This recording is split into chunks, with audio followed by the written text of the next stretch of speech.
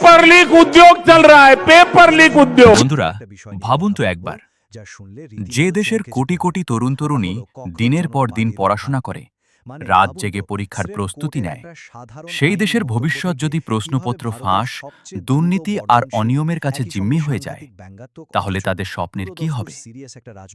আজ ভারতের লাখ লাখ ছাত্রছাত্রীর মনে ঠিক এই প্রশ্নই ঘুরপাক খাচ্ছে। পেপার লিক, সিবিএসইর বিরুদ্ধে ওঠা দুর্নীতির অভিযোগ এবং শিক্ষা ব্যবস্থার অব্যাহত অনিয়মের প্রতিবাদে আগামী ৬ জুন দিল্লির যন্তর মন্তরে একটি শান্তিপূর্ণ আন্দোলনের ডাক দেওয়া হয়েছে। আন্দোলনকারীদের মূল দাবি বর্তমান শিক্ষামন্ত্রী ধর্মেন্দ্র প্রধানের পদত্যাগ। এই আন্দোলনকে আরও শক্তিশালী করেছে ১৭ বছরের এক কিশোর সার্থক সিদ্ধান্ত। অভিযোগ করা হচ্ছে সে সিবিএসইর ওএসএম এবং টেন্ডার প্রক্রিয়ার একাধিক গুরুতর অনিয়ম ও জালিয়াতির তথ্য সামনে এনেছে। বিষয়টি এতটাই গুরুত্বপূর্ণ হয়ে ওঠে যে তাকে সংসদের শিক্ষা বিষয়ক কমিটির সামনেও হাজির হতে হয়। কিন্তু প্রশ্ন উঠছে, যাদের বিরুদ্ধে অভিযোগ তাদের বিরুদ্ধে কঠোর কঠোর ব্যবস্থা নেওয়ার বদলে কেন অন্যত্র ভালো পদে বদলি করা হলো? এই বিষয়টি নিয়ে বিরোধী নেতা রাহুল গান্ধীও প্রকাশ্যে সমালোচনা করেছেন। অন্যদিকে সমাজকর্মী সোনম ওয়াংচুক ঘোষণা করেছেন, যদি ৫ জুনের মধ্যে শিক্ষামন্ত্রী পদত্যাগ না করেন তাহলে তিনিও ৬ জুনের আন্দোলনে অংশ নেবেন। और अगर ऐसा नहीं होता है 5 जून तक भी, तो मजबूर होकर 6 जून को मैं भी आप लोगों से जुड़ूंगा, ये आग्रह करने के लिए दिल्ली में। तो मैं तो आ रहा हूँ दिल्ली आप लोगों से जुड़ने के लिए, दीप जी से जुड़ने के लिए। आप भी बताइएगा क्या आप आ रहे हैं? साथियों, मेरा एक नारा रहा है, if not now when, if not us who.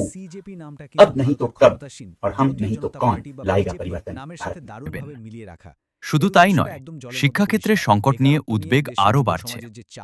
সমালোচকদের মতে স্কুল, কলেজ ও বিশ্ববিদ্যালয়ের মান ক্রমাগত দুর্বল হওয়ার কারণেই কোচিং সংস্কৃতি এত ব্যাপকভাবে ছড়িয়ে পড়েছে।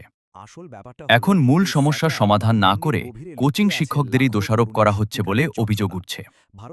তরুণদের উদ্দেশ্যে এক গুরুত্বপূর্ণ বার্তাও দেওয়া হয়েছে। প্রশ্ন তোলা হচ্ছে, যদি সরকার কোটি কোটি মানুষের বিশাল ধর্মীয় সমাবেশ পরিচালনা করতে পারে, তাহলে লাখ লাখ শিক্ষার্থীর পরীক্ষা সুষ্ঠুভাবে আয়োজন করতে কেন ব্যর্থ হয়? महाकुंभ की भीड़ संभाल सकती है, लेकिन 50 लाख विद्यार्थियों का परीक्षा आयोजित नहीं कर पाती। अगर गलती से आयोजित कर भी दे तो पेपर लीक हो जाता है, क्योंकि सरकार को युवाओं का वोट चाहिए। সমালোচকদের দাবি, দেশের তরুণ action, big action, master action कहा गया मीडिया भी। चेयरपर्सन सीबीएसई, उन्हें नई पोस्टिंग मिल गई है, एडिशनल सेक्रेटरी एग्रीकल्चर मिनिस्ट्री। यानी सीबीएसई के चेयरपर्सन को ट्रांसफर किया सीबीएसई ने। मीडिया ने बताया कि कितना बड़ा एक्शन ले लिया है मोदी सरकार ने, और तुरंत दूसरा अपॉइंटमेंट मिल गया। सजा मिली क्या? इसी के ऑन स्क्रीन मार्किंग यानी ओएसएम सिस्टम और टेंडर प्रणाली में अनियमितताओं को एक 17 साल के बच्चे ने उजागर कर दिया, और उससे शिक्षा की स्थायी समिति, जो संसदीय समिति है, उसके सामने प्रस्तुत होने के लिए बुलाया गया, जहां उसने सीबीएसई और शिक्षा मंत्रालय से जुड़े कई सवाल उठाए। सार्थक का आरोप है कि ओएसएम टेंडर में एक निजी कंपनी को फायदा पहुंचाने के लिए नियमों और पात्रताओं में शर्तों को बदल दिया गया। उसने दावा किया कि टेंडर प्रक्रिया में लगभग 15 गड़बड़ियां हुई और कई महत्वपूर्ण क्लॉज हटाए गए या बदले गए। समिति के कुछ सांसदों ने छात्रों को ही परेशानी पर सीबीएसई अधिकारियों से जब जवाबदेही की मांग की। कई सांसद सार्थक की रिसर्च और तथ्यों से प्रभावित हुए, तालियां बजाए। उसके बाद राहुल गांधी ने मिलने के लिए बुलाया, और इस बच्चे को आपको भी सुनना चाहिए कि उसने क्या। This points to the fact that CBSE rewrote the rules to favor co-opted education. ये बात कही, मिलते हुए वीडियो डाली और बताया कि इन बच्चों को न्याय मिलना चाहिए। प्रधानमंत्री नरेंद्र मोदी की जवाबदेही कहां है? और इसी जवाबदेही में घिर चुके हैं। अनगिनत पोस्ट आ रही हैं। कॉकरोच जनता पार्टी जैसा एक सटायर, जिसने 2 करोड़ लोगों को 4-5 दिन के भीतर अपने इंस्टाग्राम पेज पर फॉलो करवा लिया, वो लगातार इस मुद्दे पर हावी हो रहा है। और उसके एक বৈধ ভোট মুছে ফেলার দায়ে নির্বাচন কমিশনার अध्यक्ष ट्रांसफर, सीबीएसई सचिव ट्रांसफर, एक संसदीय जांच समिति गठित, और असल जिम्मेदार धर्मेंद्र प्रधान सुरक्षित। अधिकारियों को हटा दिया, मंत्री को बचा लिया। यह जवाबदेही नहीं, यह कवर अप है। हमारी मांग आज भी यही है कि शिक्षा मंत्री को बर्खास्त किया जाए और स्वतंत्र न्यायिक जांच हो।